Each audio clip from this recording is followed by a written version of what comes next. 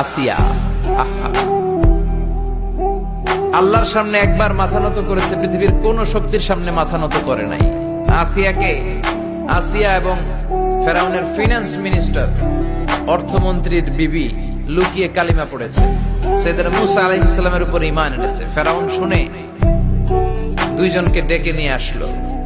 অর্থমন্ত্রীর বউয়ের সাথে দুধের বাচ্চা, বলল দুইজন নাকি ঈমান এনেছো লুকিয়ে লুকিয়ে, এক আল্লাহরে ছাড়ো, আমি ফেরাউনরে সেজদা দাও। এরা বলল জীবন যাবে কিন্তু ঈমান যাবে না, জীবন দিব কিন্তু ঈমান দিব। প্রথমে ধরলো অর্থমন্ত্রীর বউকে, তাড়াতাড়ি আমার পায়ে সেজদায় লুটিয়ে পড়ো। সে বলে না, জীবন যাবে ঈমান যাবে না। বলল তাই নাকি, দেখি তোমার ঈমানের কত পাওয়ার। জল্লাদরে বলল কড়াইয়ের ভেতরে আগুন গরম করো, তৈল গরম করো, দুধের বাচ্চাটারে টেনে নিয়ে তেলের মধ্যে ছেড়ে দাও। কল্পনা করতে পারেন?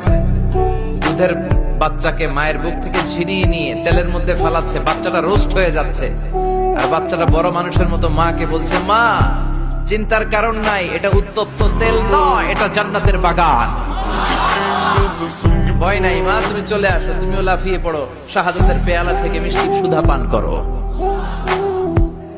মহিলার ঈমান আরো বেড়ে গেল। সে বলল আমি জীবন যাবে ঈমান যাবে। ফেরাউন বলল তোর ঈমান কত আমি দেখে নেব। এই মহিলাটাকেও উত্তপ্ত তেলের মধ্যে ছেড়ে দেয়। বাকি রইল ফেরাউনের বউ আসিয়া। আসিয়ারে ফেরাউন বলল, আসিয়া এক আল্লাহর ইবাদত ছাড়ো, আমারে সেজদা দাও। আসিয়ারও এক কথা, জীবন দিব ঈমান দিব। ফেরাউন বলে আসিয়া তোরে উলঙ্গ করব, বউ হয়েছিস, আই ডোন্ট কেয়ার। হাজার হাজার মানুষের সামনে নিজের বউকে উলঙ্গ করলো। তক্তার মধ্যে উলঙ্গ বউকে শুইয়ে হাতের মধ্যে পেরেক ঢুকালো, পায়ের মধ্যে পেরেক ঢুকালো। এক একটা পেরেক ঢুকায় তক্তার মধ্যে ছিদ্র হয়ে ঢুকে আর ফিনকি দিয়ে রক্ত বেরোয়।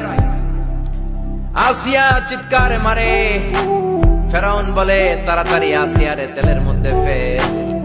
আল্লাহ বললেন জিব্রাইল যা, জান্নাতটা তুলে নিয়ে আসিয়ার চোখের সামনে ধর। আমার আসিয়া জান্নাত দেখে দেখে যেন আমার কাছে আসে।